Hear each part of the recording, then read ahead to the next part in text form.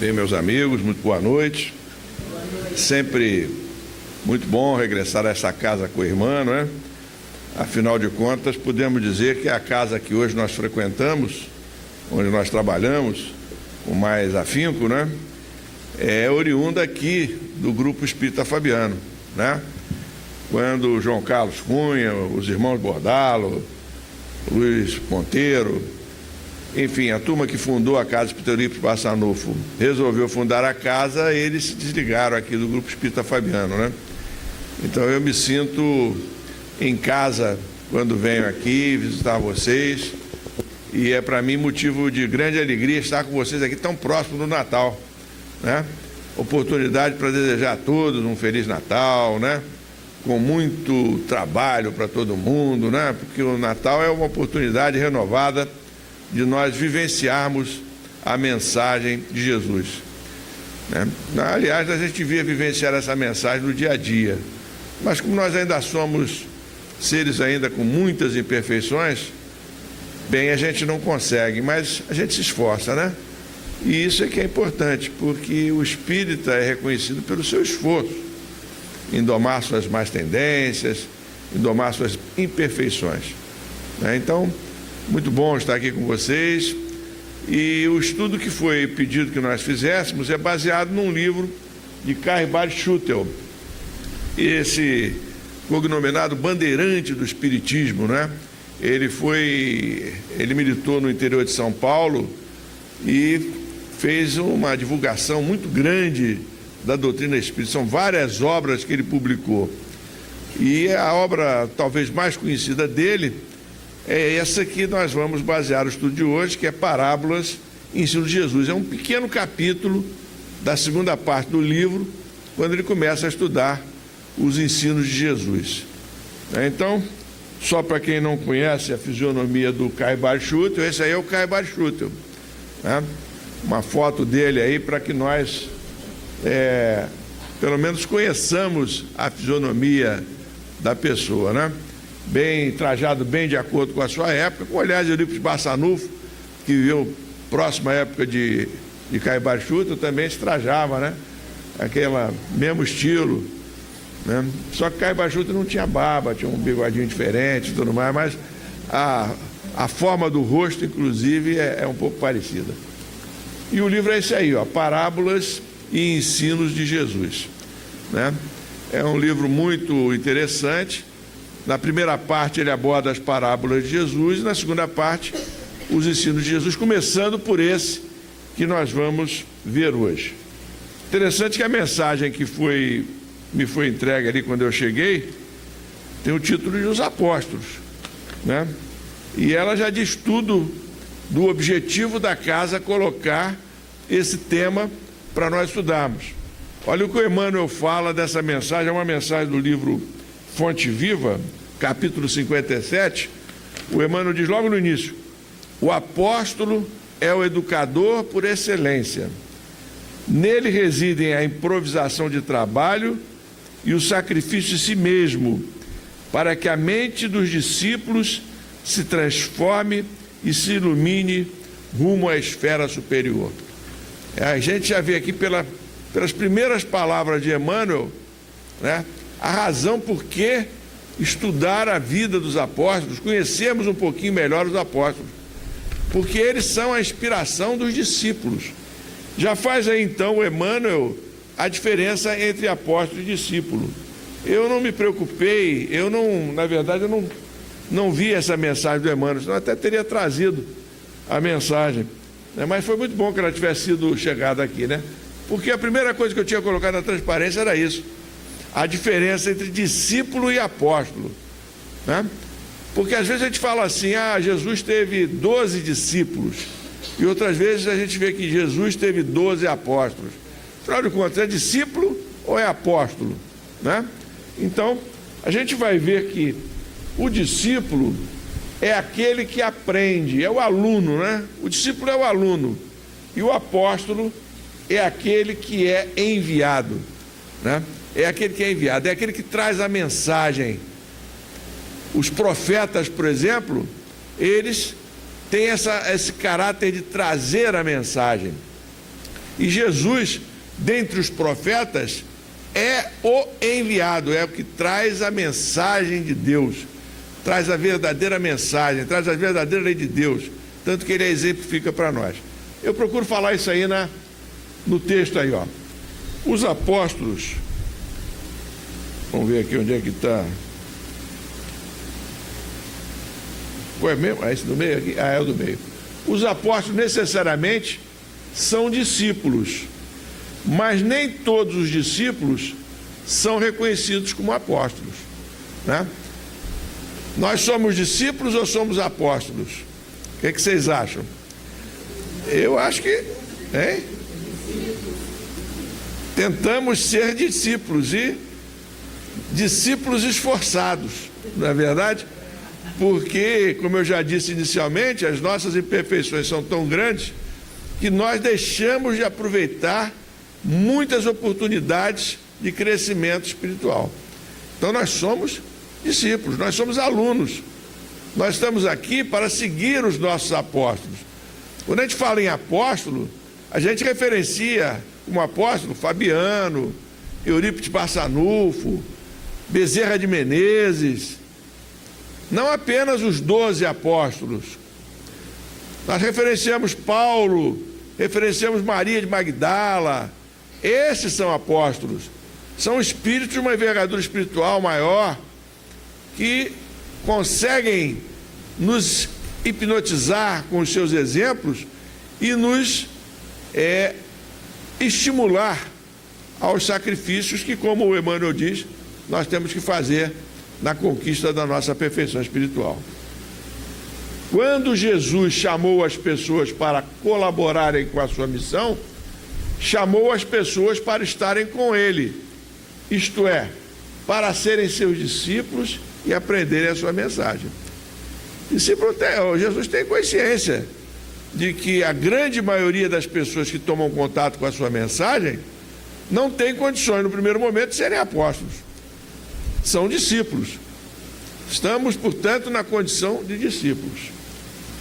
Segundo Lucas, no capítulo 6, versículo 13, ele chamou para si os seus discípulos e dele escolheu 12, a quem ele chamou de apóstolos. Então, na época de Jesus, os apóstolos eram aqueles 12 que foram escolhidos por Jesus. Diz o Caibal Schutel, então, com base nesse raciocínio. Vamos abordar aqui as palavras de Caibal Schutel e comentá-las, né? A missão religiosa está sempre adstrita a duas naturezas de obreiros, os profetas e os apóstolos. Olha aí o nosso Caibal fazendo diferença entre profeta e apóstolo. Aí eu coloco ali, ó, profeta, como é empregado na Bíblia, significa aquele que traz uma mensagem. E enviado é o profeta que fala como mensageiro de Deus. Então, profetas nós temos muitos na Bíblia, né? Isaías, Joel, Malaquias, tem uma opção de profetas, né? O próprio Jesus é tido como um profeta, mas Jesus é um profeta de uma categoria especial, porque ele veio trazer as leis de Deus, ele veio vivenciar as leis de Deus. Então ele é considerado o enviado. É o que eu falo ali, ó. Jesus constitui apóstolos que levam ao entendimento dos homens o pensamento divino. Aí aqui é Caibal de novo, ó. Olha aspas ali. A obra cristã é uma evidência do que afirmamos, do que Caibal está falando. O maior profeta, João Batista, anuncia o maior enviado, Jesus Cristo. Tá? Seguindo então. Jesus só teve 12 apóstolos? Eu já disse que não, né? Já falei aqui numa porção deles lá. Então, após a ressurreição de Jesus, muita gente se constituiu em apóstolo também, né? É o que eu falei, Paulo, Maria, Barnabé, que acompanhou Paulo nas primeiras viagens dele, né? Barnabé foi um grande divulgador também da doutrina cristã, né? Mais tarde a gente vai ter Francisco de Assis, Fabiano, Bezerra de Menezes, Eurípides, Maria Teresa de Calcutá, Francisco Cândido Xavier, e vai por aí, né?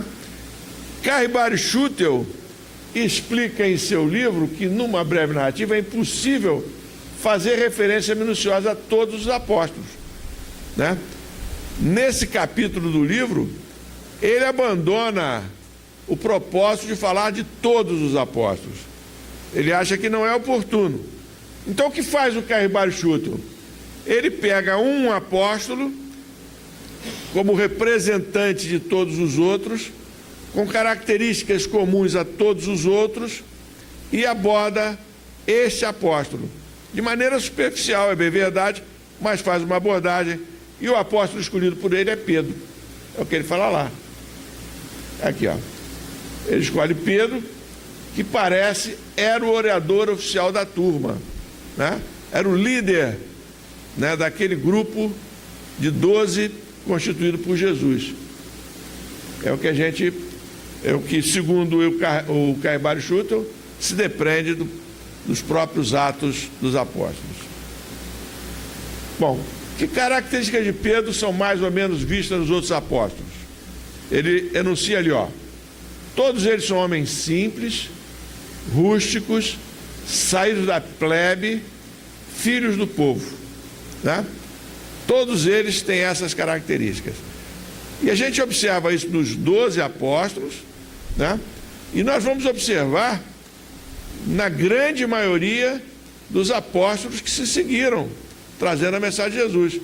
A maior exceção talvez seja Paulo, que era um doutor da lei, um homem preparado, né? Um homem, portanto, que vinha de uma família com recursos, cidadão romano. Mas todos os outros eram homens simples, né? E a gente pode ver, Francisco de Assis, apesar de ter nascido numa família privilegiada do ponto de vista material, ele abre mão de todos os bens materiais para se entregar justamente a essas características ali de homem simples, né? Filho do povo. Ele se coloca, portanto, na simplicidade para cumprir a sua missão. Então nós podemos ver que todos, ou pelo menos a maioria, quando não nasce na simplicidade, opta por se tornar simples para cumprir a sua missão, né? Então, desde o dia que foi chamado por Jesus, Caribari Schutel falando, nunca mais, nem um só instante, o futuro apóstolo separou-se do incomparável doutrinador.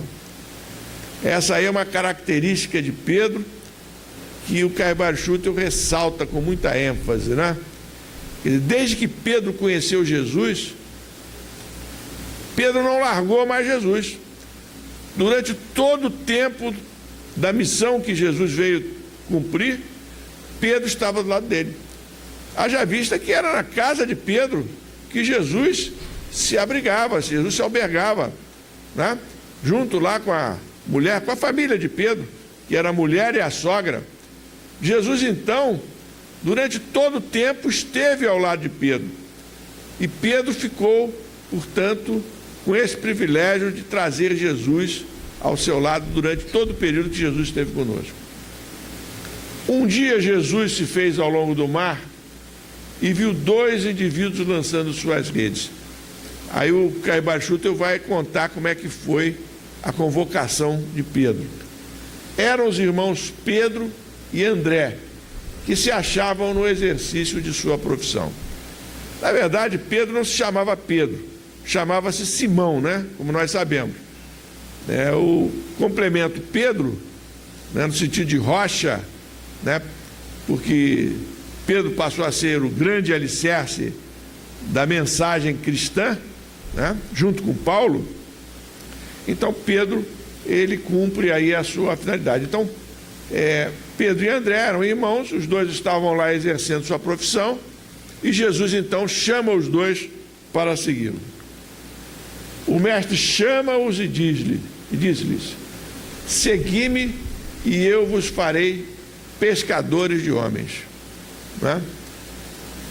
Eu acredito que na simplicidade deles, eles devem ter ficado assim meio embatucados. O que é isso, ser pescador de homem, né? Quer dizer, mas eles aderiram imediatamente à mensagem de Jesus, o que mostra que, apesar da simplicidade deles, eram espíritos já de alguma maturidade espiritual, porque compreenderam o que Jesus queria lhes dizer. Imediatamente eles deixaram as redes e seguiram Jesus, né? Portanto, uma revelação do Evangelho para nós, né? Quer dizer, eles não pestanejaram. Jesus chamou e eles imediatamente atenderam ao chamado, como se já tivessem lá no íntimo, nas suas respectivas consciências, nos seus registros mais íntimos, já tivessem a noção de que iam ser chamados, que Jesus ia convocá-los. Se Jesus tivesse escolhido para seu discípulo um rico e letrado, este não teria mais docilidade, mais constância, mais dedicação pelo seu mestre do que teve Pedro. Viram como é que Caibalius Schutel, ele enfatiza essa lealdade de Pedro, essa fidelidade de Pedro? Jesus tinha consciência das imperfeições e das virtudes de Pedro e de cada um dos seus discípulos, seus apóstolos, né? Caibalius Schutel lembra aqui, isso aqui é texto transcrito de Caibalius Schutel. Pedro, não há dúvida, foi um dos mais amados discípulos de Jesus. E em companhia de João e Tiago, o que o seguiu em suas curas e nos momentos mais imperiosos, especialmente naqueles em que se salientaram os mais transcendentes fenômenos do cristianismo. Então, Caibalius Schutel, ele registra, né, ele percebe que ao longo da trajetória de Jesus, os discípulos mais constantes ao lado dele, nos momentos mais decisivos, nos momentos mais característicos da missão de Jesus, estavam lá Pedro, João e Tiago. E o Tiago aqui é o Tiago menor, não é o Tiago maior, filho de João, é o Tiago menor, aquele que vai depois se responsabilizar com a ida de Pedro para pregar o Evangelho, junto com Paulo, né? Paulo vai em busca dos gentios e Pedro também. Quem fica cuidando da casa do caminho, né, em Jerusalém, é Tiago, é o Tiago menor. Vou falar sobre ele mais à frente. Então temos lá, ó, a pesca milagrosa, ou maravilhosa, como o Caibalius Schutel coloca, né? Quando, usando da sua dupla vista ou segunda vista, Jesus manda que as redes sejam atiradas numa determinada região do lago e as redes voltam repletas de peixes, quando os discípulos haviam estado o dia todo sem conseguir pescar nada. Jesus manda que as redes sejam atiradas num determinado lugar e aí então a rede volta cheia de peixes, verdadeiro cardume. Na cura da sogra de Pedro, que jazia no leito com terrível febre, né? Ao longo das estradas, nos campos, nas cidades, e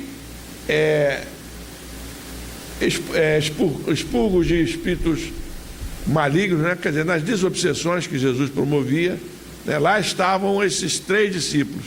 É claro que aqui teríamos também vários outros discípulos ou vários outros apóstolos, mas esses 3 aí eram os mais constantes. No mar da Galileia, viram sob as ordens do mestre a cessação da tempestade que ameaçava o naufrágio, né? É uma passagem conhecida também. Lá estava Pedro, lá estava Tiago, lá estava João.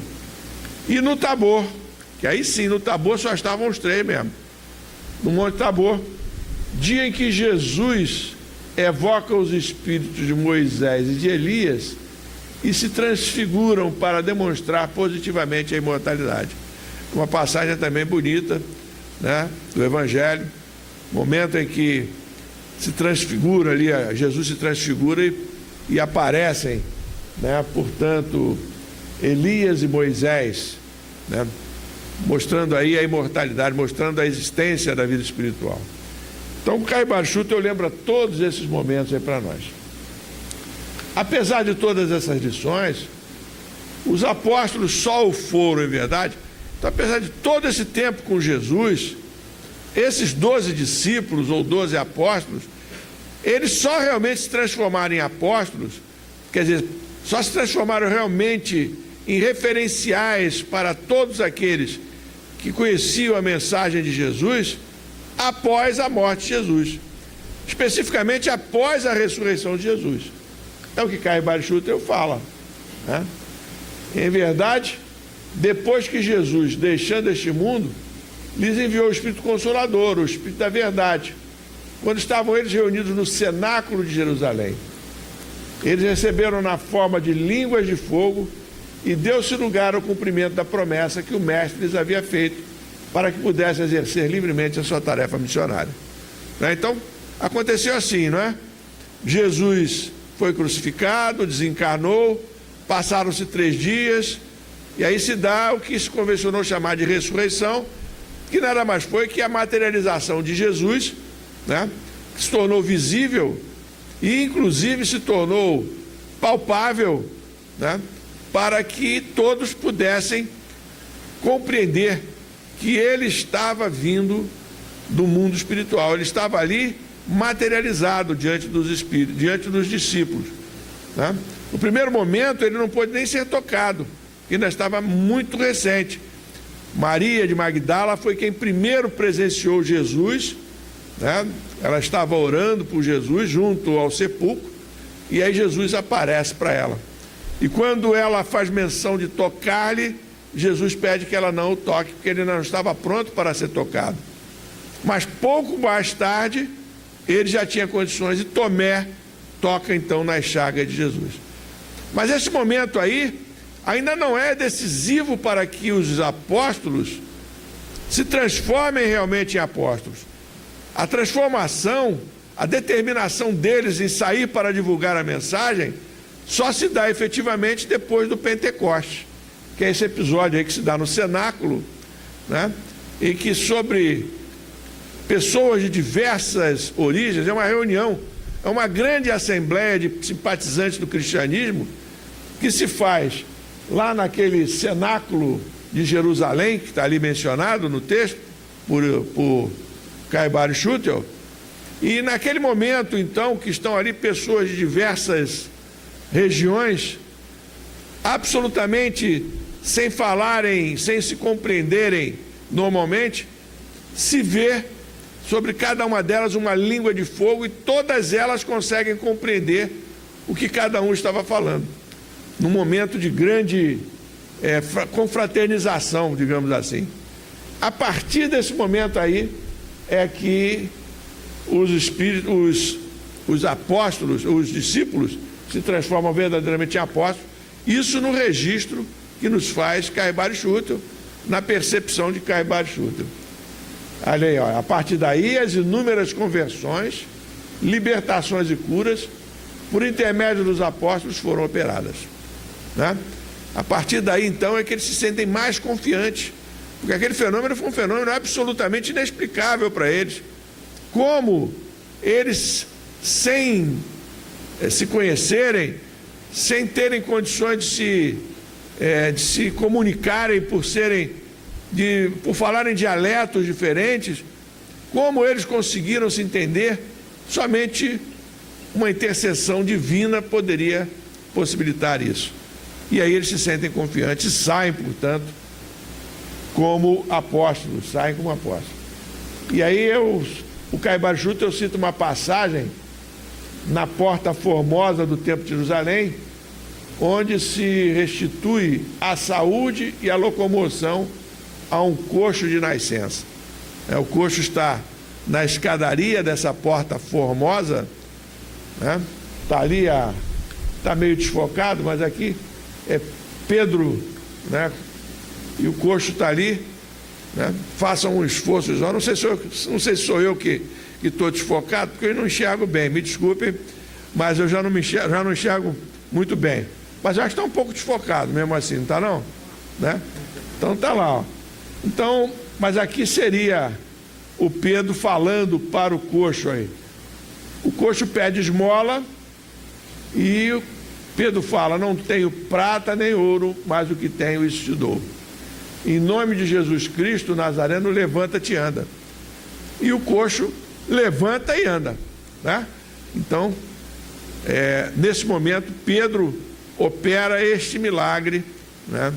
É um milagre entre aspas, porque nós sabemos que os milagres, nós temos a tendência, né, pelo nosso desconhecimento das leis da natureza, temos a tendência de achar que é uma coisa excepcional. Mas no livro A Gênese, né, cujo título é A Gênese, os Milagres e as Predições, né,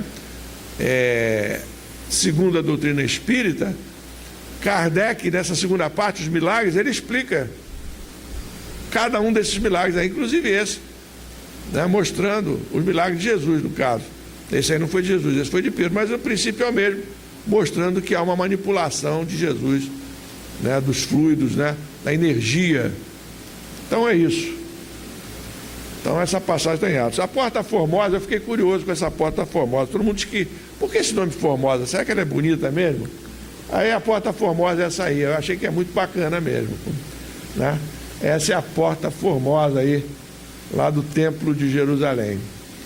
É uma porta imponente, toda dourada, um negócio muito bacana. Bom, então foi nessa porta aí que Pedro operou o milagre do coxo aí. O grande desinteresse dos apóstolos é uma outra característica que Caibal Schutel registra, né? O grande desinteresse dos apóstolos é uma das notas salientes dos evangelhos da história do cristianismo, né? Eles eram completamente desinteressados, eles não queriam oferir nenhum lucro com a possibilidade de curar, com a possibilidade de levar a mensagem de Jesus, com a possibilidade de ajudar as pessoas, né? Eles realmente seguiam o preceito de Jesus de dar de graça o que de graça tinham recebido, né? E Caibal Schutel cita um exemplo. Havendo um dia Simão, o mago, o astrólogo, oferecido a Pedro certa quantia para que este lhe concedesse a graça da imposição das mãos, Pedro lhe respondeu: pereça contigo o teu dinheiro, pois julgaste adquirir com ele o dom de Deus. Arrepende-te da tua maldade, pois vejo que estás em fel de amargura e nos laços da iniquidade. Isso é uma passagem de Atos dos Apóstolos, capítulo 8, versículo 9 a 24, né? Então veja o desinteresse do Pedro, ele não quis receber nada. O tal Simão mago lá queria que ele impusesse as mãos, que ele desse um passe, né? Ele disse: negativo, né? Recolhe teu dinheiro, não, nada disso, né? É como se você estivesse dizendo: o que eu estou recebendo de graça, eu vou dar de graça, não quero nada, né? É o exemplo, característica de todos os apóstolos, registra Caibal Schutel. Bem, aí aqui vou fazer o que o Caibal Schutel achou que não deveria fazer, porque ele tinha um grande conteúdo para transmitir no livro, mas como nós só temos que falar dos apóstolos, vamos falar dos apóstolos, né? Aí está a relação dos 12 apóstolos aí, ó. Coloquei lá, primeiro, Simão e o André. Simão, Pedro e André, né? Os dois eram irmãos. Depois mais 2 irmãos, Tiago maior e João. Lembra que eu falei que o Tiago, que estava presente o tempo todo, era o menor? O Tiago maior e o João eram filhos de Zebedeu. O Tiago menor está aqui embaixo, é filho de Alfeu, que também tem 2 irmãos aqui, Judas Tadeu e Simão Zelote, que alguns chamam de Simão Cananita. São 3 irmãos, portanto. Além desses 1, 2, 3, 4, 5, 6, 7, nós temos então Filipe, Bartolomeu, Mateus, Tomé e Judas Iscariotes. São os 12 primeiros discípulos que se transformam, são depois chamados por Jesus de apóstolos. Vamos falar sobre cada um deles. O primeiro deles, o Simão Pedro, né? Falar da vida de Simão Pedro, né?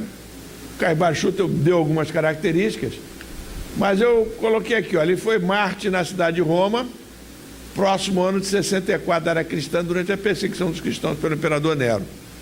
A gente sabe, né, que Pedro, né, ele vai pregar o Evangelho, vai até Roma pregar o Evangelho, encontra-se com Paulo, né? Chega um momento que ele resolve voltar para Jerusalém. Quando ele está vindo pela estrada, né, acontece um momento em que ele ouve a voz de Jesus, né, que ficou eternizada numa frase chamada "Covades", né? Onde vais?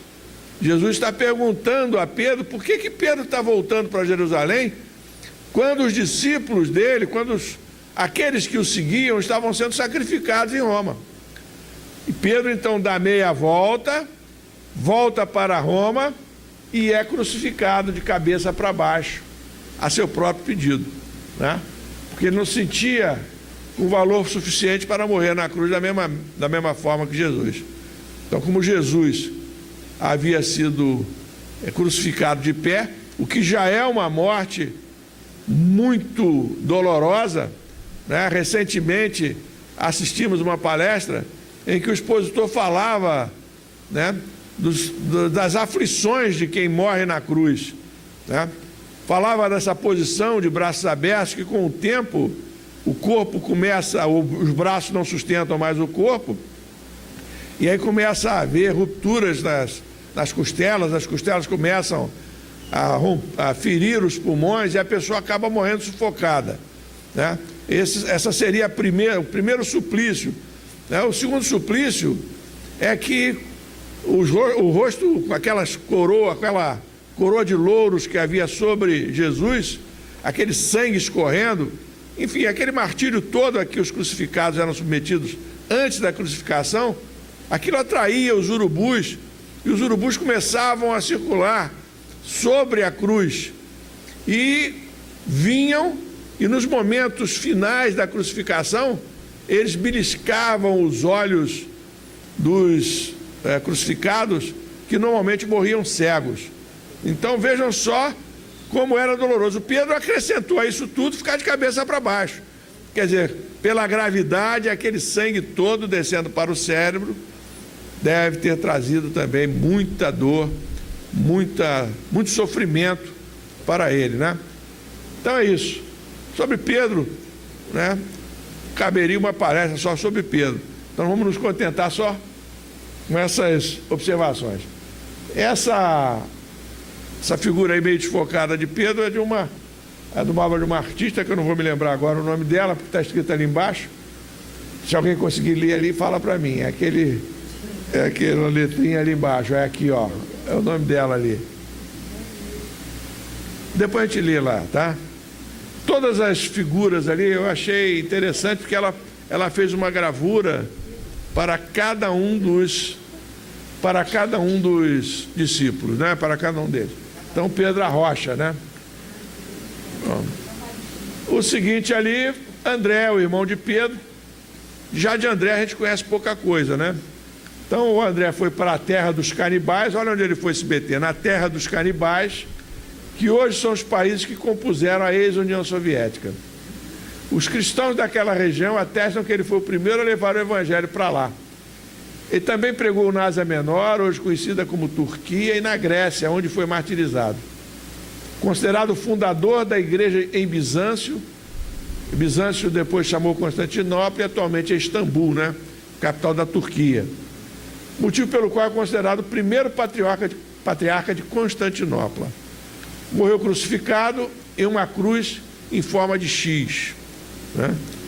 Então, uma cruz diferente, em forma de X. Está aí, André, olha o André aí.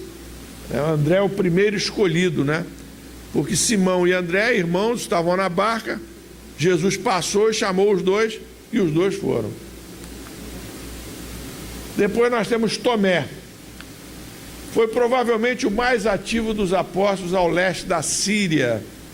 Uma tradição informa que ele pregou até a Índia. Os cristãos indianos o reverenciam como fundador do cristianismo na Índia, né? Então, se existe algum cristianismo na Índia, deve-se ao trabalho missionário de Tomé. Foi morto na Índia por lanças de 4 soldados. Quer dizer, ficou de pé e 4 soldados atiraram a lança simultaneamente e ele morreu. Vão vendo que todos os discípulos, chamar a atenção de vocês para isso, todos morreram de forma violenta, né? Estava no plano reencarnatório deles, né, pelo que a gente deduz do conhecimento espírita, desencarnar dessa forma, morrer de forma violenta.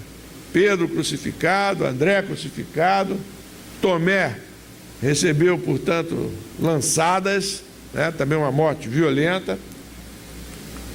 Esse aí é o Judas Tomé, né, simplesmente Tomé, na visão aí do... Eu atribuí aquele dedinho ali, o dedinho que ele vai colocar na chaga de Jesus, lá no momento que ele quer ver se Jesus realmente está ali diante dele, né? Então Jesus está materializado, então ele coloca na chaga de Jesus o dedo, né? Eu acho que ela fez aquele dedinho ali para isso, para a gente se lembrar, né, do momento dele. Depois temos Filipe, né? Possivelmente teve uma atuação muito intensa em Cartago, no norte da África, onde a mulher de um procônsul romano se converteu.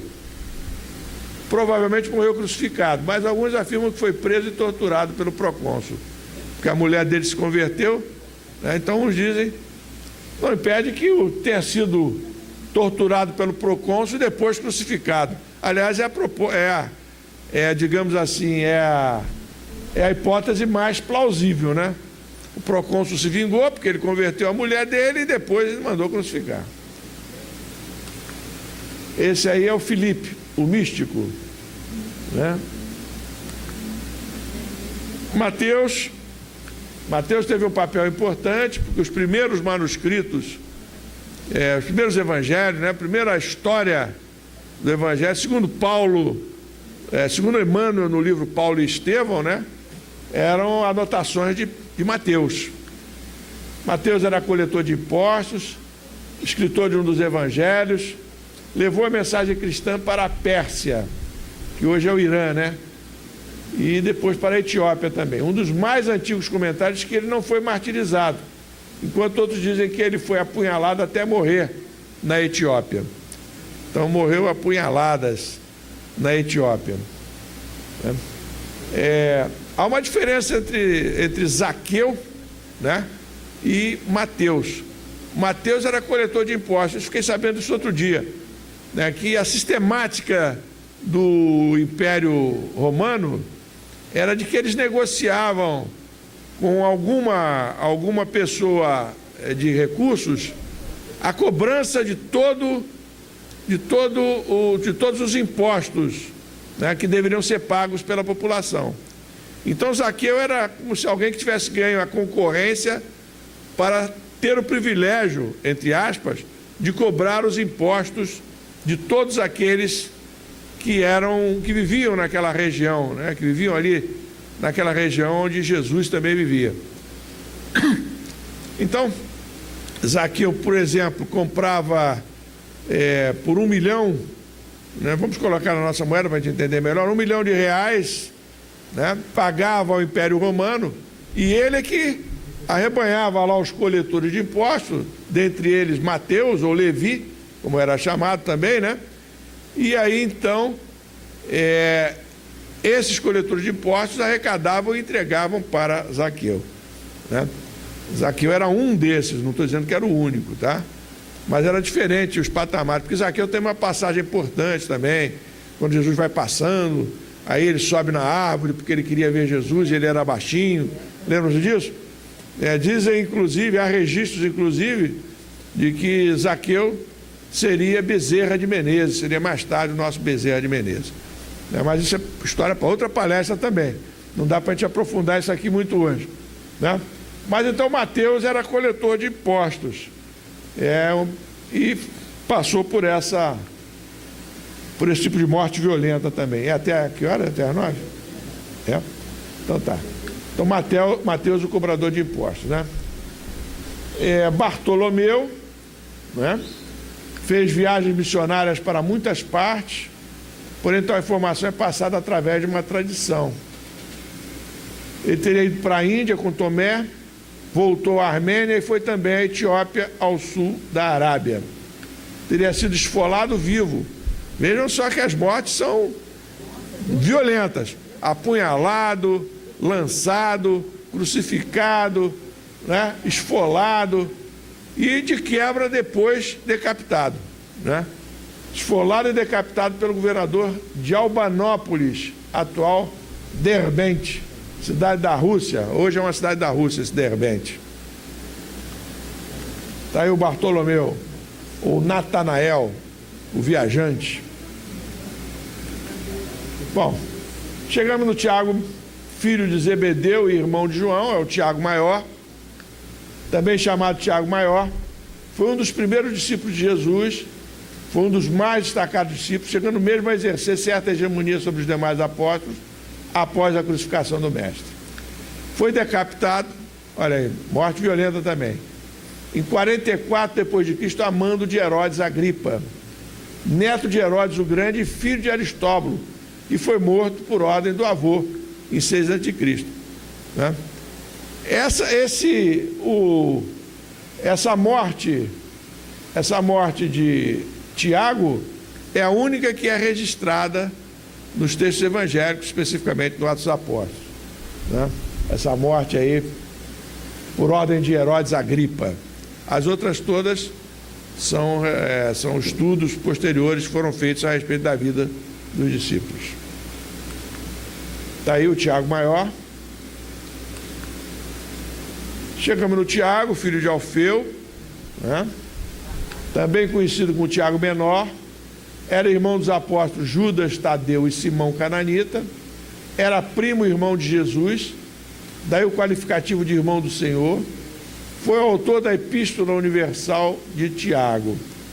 Na ausência de Pedro, João e Filipe, que partiram para divulgar o cristianismo, é quem assume a chefia da igreja, aferrando-se mais e mais às tradições judaicas. No livro Paulo e Estevão a gente vê isso com clareza, né?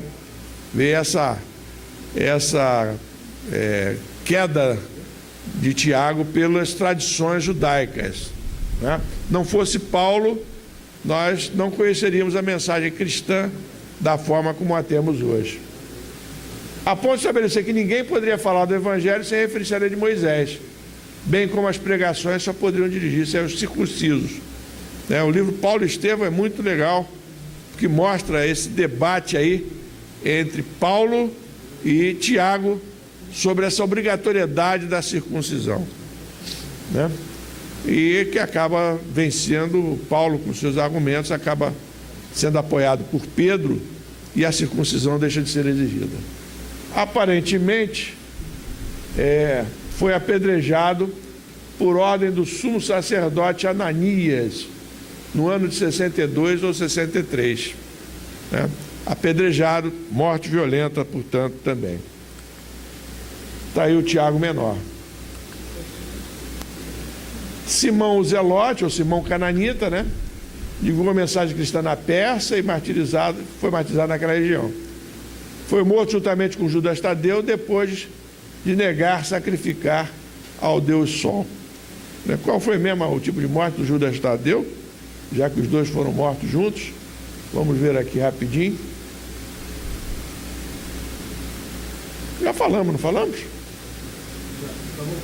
Eu acho que... Será que não falamos do Judas Tadeu? Bom, vamos para frente então.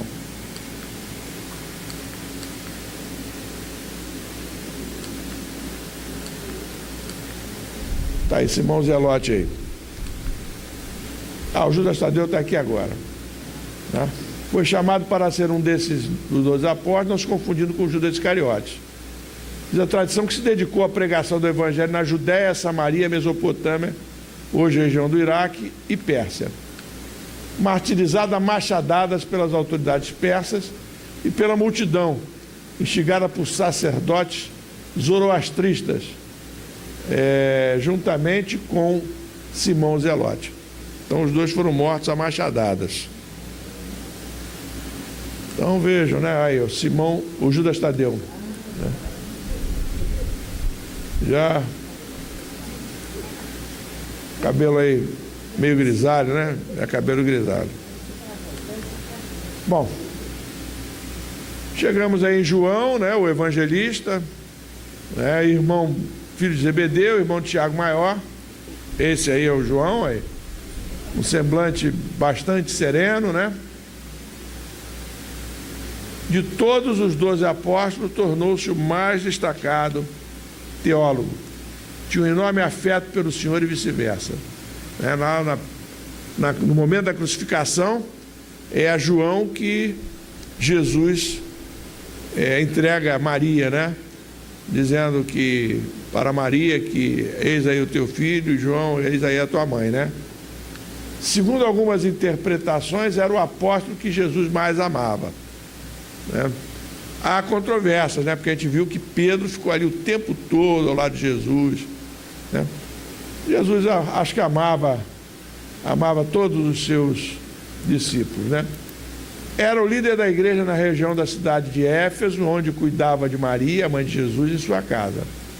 Durante a perseguição do imperador romano Domiciano, pelo meio da década de 90 da era cristã, foi exilado na ilha de Patmos.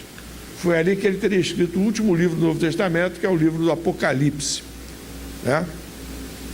Que é um livro que merece ser estudado com profundidade, a esta mensagem que ele contém. Morreu de morte natural, olha aí, morreu.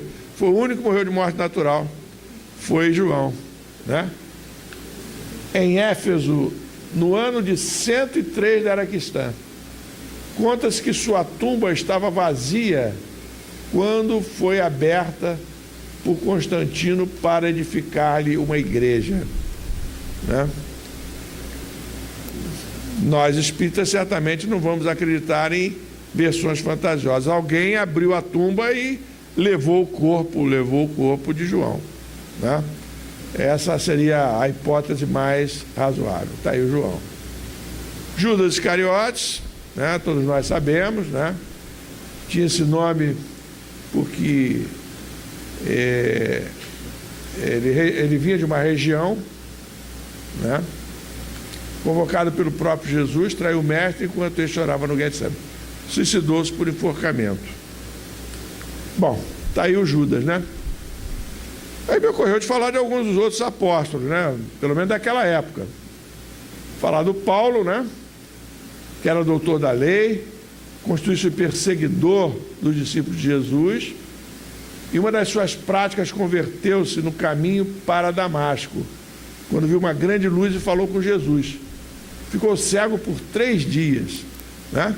Então Paulo estava indo, ainda Saulo de Tarso, estava indo a Damasco para prender o líder dos cristãos, que era Ananias, que havia registro que ele estava em Damasco, né? Aí às portas de Damasco ele cai do cavalo, cai da montaria, e uma grande luz se apresenta para ele, né? E ele fica cego, né? Ele fica cego. Mostra aí, portanto, a grande diferença de elevação espiritual, né? Jesus é tão mais superior naquele momento que Paulo, na sua pequenez, ao fitar Jesus, ele acaba ficando cego pela intensidade da luz que emanava de Jesus.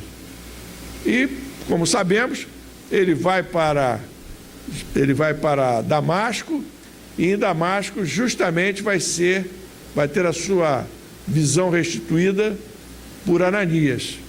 E aí ele se converte, né? Paulo viu Jesus apenas esta vez, mas foi suficiente para dele receber a missão apostólica a que se dedicou pelo resto de sua vida, né? Se tornou um incansável divulgador da doutrina espírita. Feito prisioneiro em Roma, foi acusado de crimes de falta de lealdade a Roma, e uma vez que era cidadão romano, foi executado por decapitação e não por crucificação, né? É um livro lindo, quem não teve oportunidade de ler ainda, é uma sugestão sempre de leitura, é o livro Paulo e Estevão. Esse momento da decapitação de Paulo é um momento muito comovente, né? Porque Paulo, sentindo que as mãos do algoz estão tremendo, ele ainda fala para o algoz ter calma, né, para cortar a cabeça dele, né, para mostrar aí a serenidade em que ele se encontrava, como ele estava preparado e convicto do seu retorno ao mundo espiritual. Então, falando um pouquinho aí, ó, essa aí foi uma gravura que eu achei que mais correspondia ao que nós entendemos por Paulo. Maria de Madalena, Maria Magdala, né? Uma das seguidoras mais dedicadas de Jesus. Tinha que botar uma mulher aqui, senão a pessoa ia dizer preconceito, não coloca nada das mulheres. Mas a verdade é que Maria Madalena, né, hoje é vista como, de todos aqueles que receberam a mensagem de Jesus, foi a que teve a maior transformação moral, né? Haja vista o tipo de vida que ela levava, né? Uma vida de licenciosidades, e a transformação que se operou nela, né? Depois do desencarne de Jesus, é para ela que Jesus aparece primeiro, é isso que nós vamos falar ali, né? Depois que Jesus deixa de aparecer materializado para os discípulos, ela então vai divulgar a mensagem cristã e acaba os seus dias divulgando ou exercendo, né, a mensagem de Jesus junto aos leprosos. Aí, ó, eu coloco aqui, ó, esteve presente na crucificação e no funeral do Cristo, juntamente com Maria de Nazaré e outras mulheres. Foi quem primeiro viu Jesus materializado, passou os 3 dias de crucificação. Passou os últimos dias de sua vida material a cuidar dos leprosos no Vale dos Leprosos de Jerusalém, tendo desencarnado como leprosa. Um tipo de morte também bastante, traz muito sofrimento. Segundo o livro Boa Nova, lá no capítulo 20, olha, outro livro aí, excelente para ler nessa época. Todas as épocas, mas essa principalmente, né? Porque a gente recorda as lições de Jesus. Foi recebida pelo próprio Jesus no mundo espiritual. Esse capítulo 20 é um capítulo muito bonito. Se a gente entrar realmente na emoção do Humberto de Campos, a gente acaba ficando com os olhos marejados, acaba chorando junto, né, com o Humberto de Campos ali nesse capítulo. Nossa Maria de Magdala, ou Maria Madalena. Não consegui assim um retrato que eu disse assim, eu gostei, né, mas o que me pareceu mais adequado é esse momento aí que ela está no sepulcro de Jesus. Jesus está ali, ó, materializado, vindo falar com ela. Matias, né? Pouco falado, mas Matias foi escolhido após o Pentecostes, aquele momento lá, aquela reunião lá no cenáculo de Jerusalém, foi escolhido pelos discípulos, aquele pessoal todo que estava lá, né, para ficar no lugar de Judas Iscariotes. Judas se suicidou, passaram a ser 11 discípulos. Então eles fazem lá uma votação entre eles, e Matias é o escolhido. A tradição diz que Matias foi para a Síria com André. E, como bom apóstolo, morreu violentamente. Foi apedrejado na Etiópia e depois decapitado. Está aí o Matias aí, ó. Não teve jeito, eu tive que botar uma estátua aí. Homenagear também o Barnabé, companheiro de Paulo nas primeiras viagens dele, né? Nome dado a José, um levita natural de Chipre, que vendeu suas propriedades e deu aos apóstolos o dinheiro proveniente da venda. Isso é um fato registrado em Atos dos Apóstolos. Foi apóstolo na época de Paulo, fez várias viagens missionárias, e aí estão várias viagens. Morreu apedrejado também, quantos que os judeus de Salamina, porto da Grécia, zombavam dele enquanto sucumbia. Estava ali agonizando e o pessoal estava, portanto... Que lição podemos tirar dos exemplos que nos legaram os apóstolos de Jesus em face da proximidade do dia de Natal? Aí eu trouxe aqui uma mensagem do irmão José, desse livro Vigiai e Orai. É um livro muito interessante. A mensagem chama-se Jesus.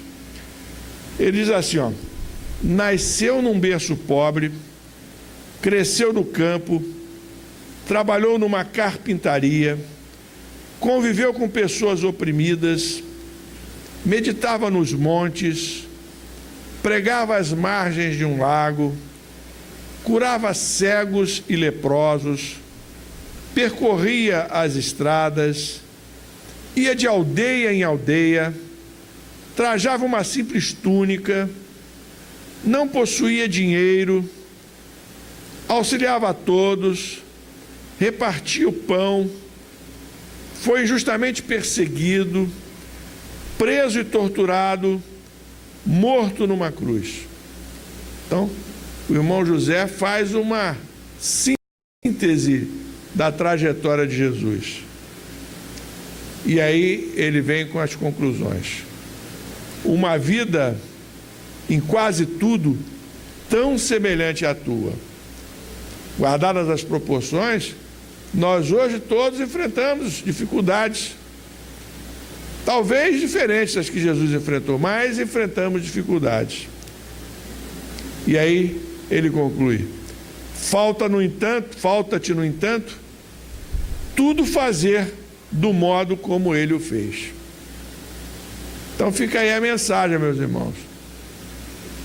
Jesus, a trajetória dele, irradiando amor, levando sempre o bem a todas as pessoas com quem ele encontrava, vivenciando, portanto, a mensagem que ele veio trazer. Jesus trazendo para nós, portanto, um exemplo de como nos devemos comportar. E aí, o irmão José: falta-nos fazer tudo da forma como ele fez. Fazer todo o bem ao nosso alcance, procurar aproveitar todas as horas que temos nesse sentido, e desta forma aproveitar a presente encarnação, que é sempre uma oportunidade renovada de crescimento espiritual. Que Jesus nos ajude em todas as épocas do ano, já que nessa época nós ficamos mais fraternos, nós nos sentimos mais propícios a realizar esses exemplos de Jesus, que possamos nos lembrar da mensagem de Jesus ao longo de nossa existência toda, porque somente assim estaremos aproveitando bem a nossa encarnação. Sei, por experiência própria, que é difícil, mas como somos espíritas, como disse no início, temos que nos esforçar. Vamos em frente, meus irmãos. Desejo a todos vocês um Feliz Natal, um ano de 2019 aí com muito trabalho para cada um de vocês aí, tá bom? Muitas oportunidades de crescimento espiritual, muitas oportunidades de trabalho e crescimento espiritual para mim também, e que no ano de 2019 possamos continuar nos encontrando nessa convivência fraterna que já mantemos há alguns anos aqui na casa. Muito obrigado, muita paz para todos.